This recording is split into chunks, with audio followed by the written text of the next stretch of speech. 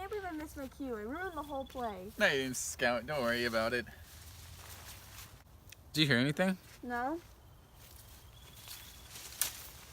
Are you trying to scare me? You know I'm too old for that. No? I heard an old dog just then. It's not that. I hear it when we're walking along, but when we stop, I don't hear it. It's just old Cecil Jacobs trying to scare us. Let's just keep walking. Home isn't far from here. Can you see me? No. It's probably your Halloween mask blocking your vision. Are you scared, Jem? No. Be a little quiet again, Scout.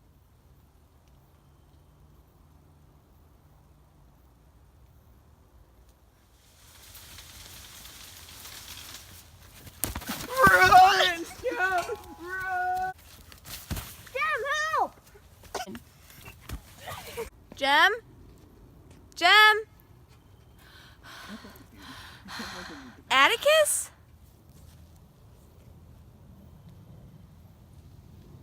Jem?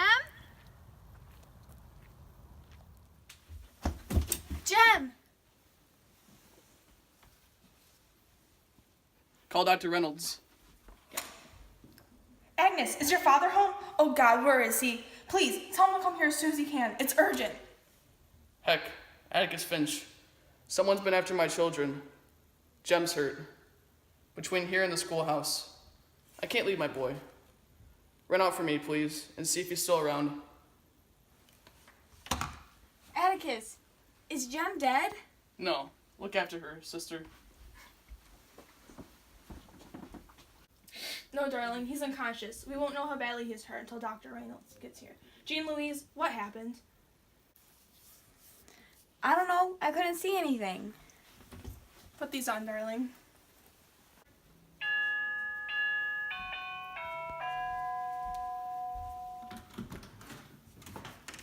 Thanks for coming so soon, Dr. Reynolds. He's in his room. Is he dead? No, not much we can do tonight though, except make him as comfortable as we can. We'll have to x-ray his arm. Looks like he'll be wearing his arm way out by the side for a while. Don't worry though, he'll be good as new. Boys his age usually bounce back. Scout, you don't feel broken anywhere, do you? No. Did you find anything, Heck? I can't conceive of anyone low down enough to do something like this, but I hope you found him. Sit down, Mr. Finch. I'll tell you what I found. I found a little girl's dress. It's out there in my car. Scout, is that your dress? If it's a pink one with a smocking, then yes. What is it, Heck? Bob Yule's lying on the ground under the tree over yonder with a kitchen knife stuck in him. He's dead, Mr. Finch. Are you sure? He's dead, all right. Good and dead. He won't hurt these children anymore. Is it alright if I leave? Atticus, I have a feeling about this night. It's my fault. I should have. You go ahead, Miss Alexandra. Now, Miss Scout, can you see if you can tell us what happened while it's still fresh in your mind? Do you think you can do that? Was he following you? We started home, and then Jem said to hush a minute. I thought he was thinking. He always wants everyone to hush when he's thinking. But then we heard a noise. We thought it was Cecil. Cecil. Cecil Jacobs. He always likes to scare everybody. Okay, go ahead, Scout. I was in my costume. I couldn't hear it then. The footsteps, I mean. They walked when we walked and stopped when we stopped. I could barely see anything. What's that? I was in my costume for the Halloween pageant.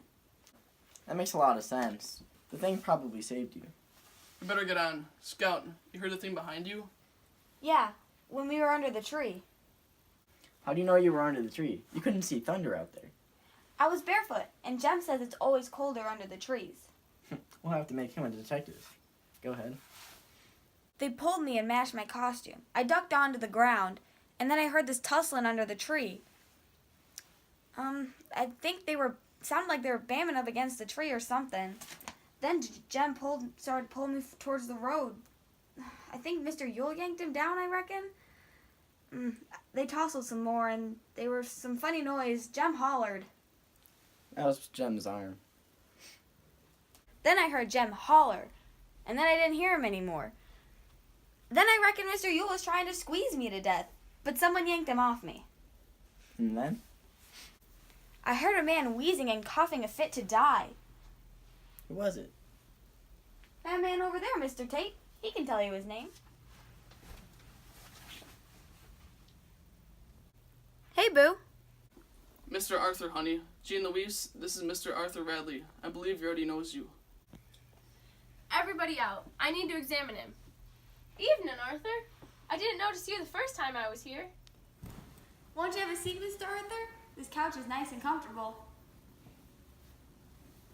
Well, heck, Jem is not yet 13, and will have to go to a county court. Well, Mr. Finch. It was clearly self-defense. I'll have to go to the office and hunt up. Hold up. Do you think Jem stabbed Bob Yule? Jem never stabbed Bob Yule. Heck, that is mighty kind of you, but don't start anything like that. The best way to clear the air is to have everything out in the open. Mr. Finch, Bob Yule fell on his knife. He killed himself. If this thing is hunched up, it'll be a simple denial to Jem of what I've tried to raise him as. Mr. Finch, Bob Yule fell on his knife. I won't have it. God damn, I'm not thinking of Jen. I am the sheriff of Macon County. Know everything that's happened here since before I was born. There's a black boy dead for no reason, and the man responsible for it's dead. Let the dead bury the dead this time, Mr. Finch. Let the dead bury the dead. Scout, Mr. Ewell fell on his knife. Can you possibly understand? Well, it'd sort of be like shooting a mockingbird, wouldn't it? Thank you for my children, Arthur. Let's go check on Jen, Atticus. Will you take me home? Mr. Arthur, bend your arm down here. Like that, sir.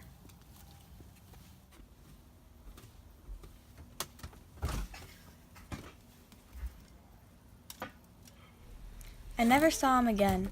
Neighbors bring food with death and flowers, with sickness and little things in between. Boo was our neighbor. He gave us 2 soap dolls, a broken chain and watch, a pair of good luck pennies, and our lives. But neighbors give in return. We never put back into that tree what we took out of it.